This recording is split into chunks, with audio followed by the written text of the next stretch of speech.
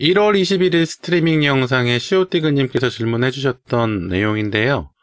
노트북의 배드 섹터로 인해서 부팅이 안 됩니다. 부팅이 안 되는 경우까지 됐다면 사실 이거 잘 안 생기는 경우예요. 그런데 이런 경우가 좀 없지는 않죠. 그래서 다른 노트북이 있는데 하드디스크를 바꿔 끼면 안에 자료를 살릴 수 있을까요? 이렇게 질문해 주셨거든요.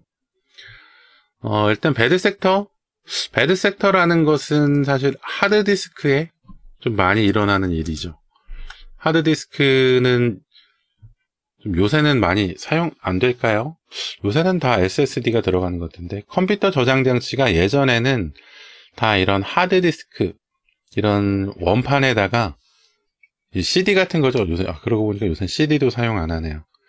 이런 원판이 이렇게 돌아가고, 여기 있는 핀이 이 원판의 그 지점들을 0하고 1로 뭐 이렇게 좀 만들어서 자기화시켜서, 그러니까 자석으로 만든다는 얘기죠.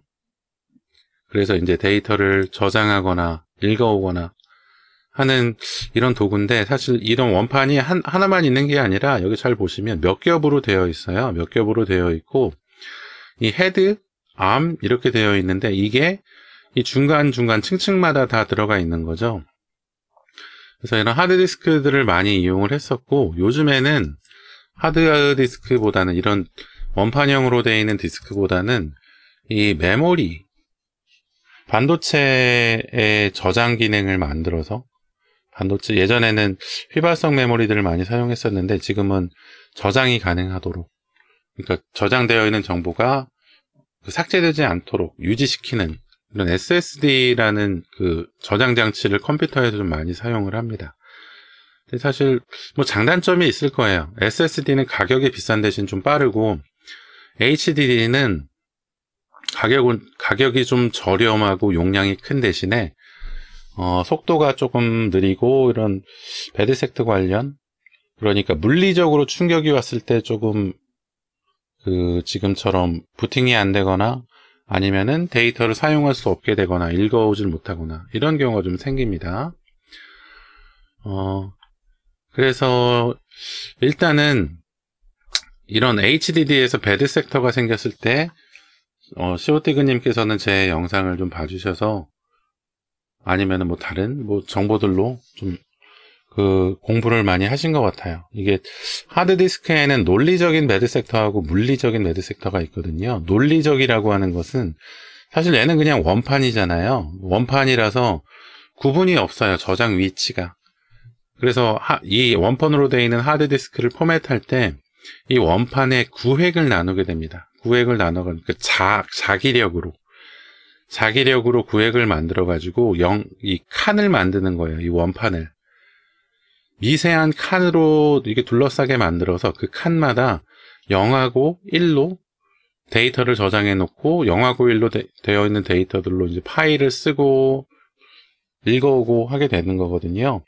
그래서 논리적인 배드 섹터는 이 자기력으로 되어 있는 칸들이 자기력을 잊어버려서 자석화되어 있는 것이 뭐 힘이 옅어지거나 해가지고 칸의 구획이 조금 사용할 수 없게 된 경우, 0하고 1을 읽어올 수 없게 된 경우나 칸을 구분 못하게 된 경우, 그런 경우 보통 논리적 배드 섹터라고 하고요.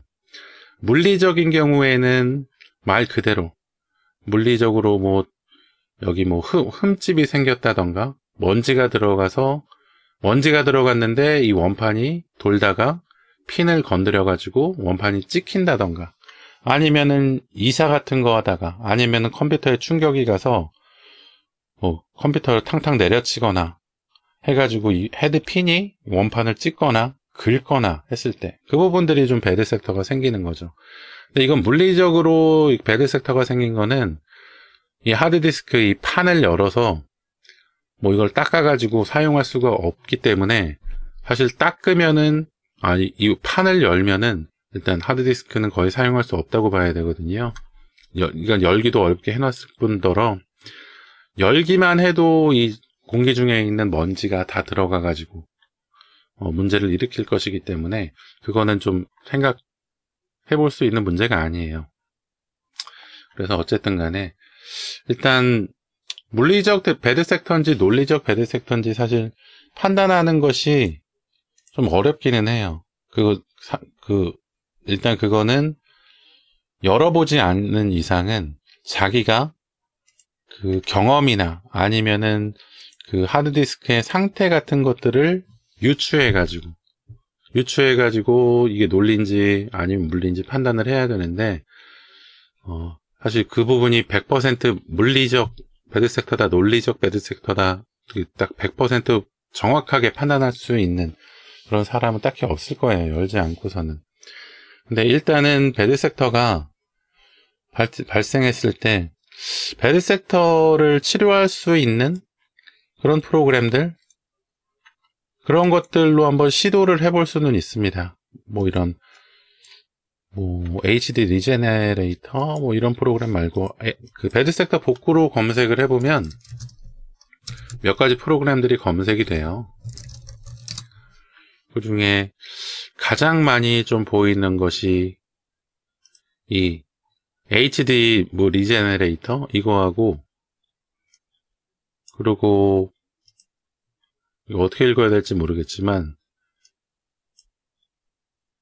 DRE 바이탈라이저 이렇게 읽어야 되나요? 이 프로그램 많이들 좀 그 효과를 봤다는 부분들이 있더라고요. 그런데 저는 이 두 개 다 한 번씩은 사용을 해봤었던 것 같은데, 이 DRE 바이탈라이즈 이 프로그램으로 좀 한번 효과를 봤던 기억은 있습니다. 그래서 혹시라도 이 프로그램을 구하실 수 있으면 이걸로 한번 배드 섹터 복구를 한번 실행하시거나, 아니면 얘가 배드 섹터 치환 기능이 있나 모르겠지만 치환 기능이 있으면 치환을 해서 사용해도 나쁘진 않을 것 같아요. 그래서 근데 이거는 일단은 그 확률이 낮아요. 이게는 100% 이걸로 복구가 된다, 어쩌다 그렇게 말씀드리는 게 아니라 한번 시도를 해볼 수는 있다, 이렇게 말씀드릴 수 있겠고, 그것보다 조금 더 도움이 될 만한 내용은 어떤 거냐면, 이게 물리적인 배드 섹터여도 이게 배드 섹터가 계속 늘어나느냐,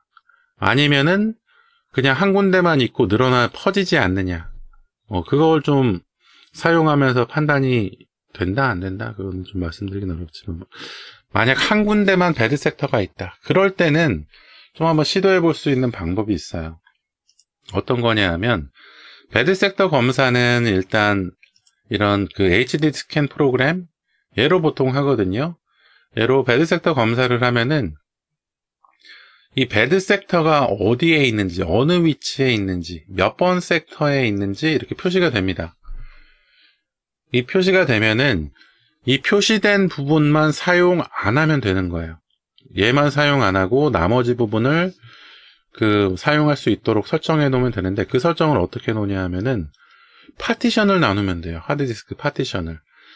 하드디스크를 우리가 사용할 때 보통 큰 하드디스크를 좀 구획을 나눠서 C 드라이브, D 드라이브 이렇게 나누거나 C, D, E 이렇게 나눠서 사용을 하잖아요.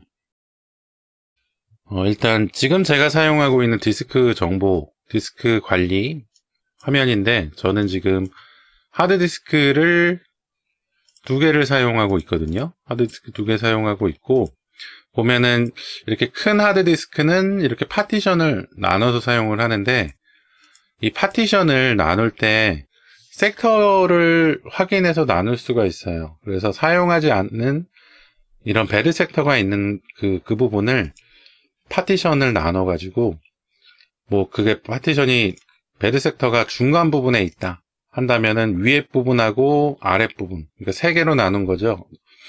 위에 하나, 배드 섹터 있는 부분 하나, 아래 부분 하나 해가지고 배드 섹터 있는 부분은 사용 안 하고 그냥 위에 하고 아래 하고 이런 부분을 사용하는 이런 방법이 있을 수 있습니다. 이렇게 사용을 하시거나가 아니라 이렇게 응용해서 사용할 수 있는 방법도 있다. 이런 걸 좀 안내를 해드리고 싶었어요. 사실 하드디스크 좀 괜히 버리기는 아깝거든요, 있으면. 그래서 이렇게 좀 응용해서 활용할 수 있는 방법도 있다. 복구하는 것보다는 차라리 하드디스크 저렇게 섹터별로 파티션을 나눠서 활용을 하는 것이 조금 더 안전한 방법이라고 좀 생각이 되더라고요.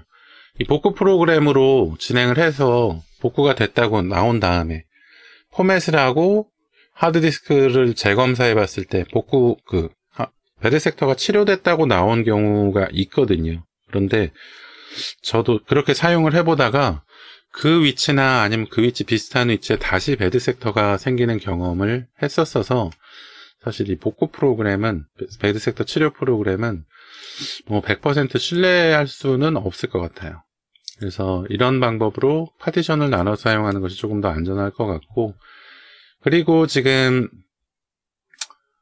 시오티그님께서 질문해 주셨을 때 제가 안내해 드렸던 것이, 보통 노트북용 하드디스크는 2.5인치 HDD가 들어가기 때문에 이런 외장 케이스를 구입해서 연결하면은 보통 우리가 외장 하드 구입해서 사용하는 것처럼 USB로 연결해서 사용하는 외장 하드로 사용할 수가 있습니다. 그래서 이렇게 껴서 외장 하드에 껴가지고 그냥 USB로 인식하면은 외장형 디스크로 인식이 될 거예요. 외장형 디스크로 인식이 되고, 이걸 이제 멀쩡한 컴퓨터에다가 연결해서 작업을 해야 되는데, 일단 외장 케이스를 사서 다른 정상적으로 켜지는 컴퓨터에다 연결하면 얘가 데이터용 디스크로 연결이 될 거거든요. 그래서 데이터용 디스크로 연결이 되면 그 기존 하드디스크에 있는 내용들을 복사해 와서 백업을 하시고, 근데 괜히 외장 케이스까지 샀는데 그 하드디스크 방치하는 거 좀 아깝잖아요. 그래서 이런 상황에서 아까 말씀드렸듯이 배드 섹터 부분만 파티션 나눠가지고 격리해 놓고 다른 파티션을 하드디스크로, 그러니까 저장용 하드디스크로 사용하시는 것, 그런 방식을 한번 좀 활용해 보실 수 있을 것 같아서 좀 이 부분을 좀 안내해 드리려고 했습니다.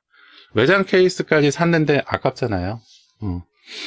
그리고 외장 케이스, 보통 2.5인치 외장 케이스들은 전원이 딱히 필요가 없고 USB 전원이 500mAh 정도 되죠.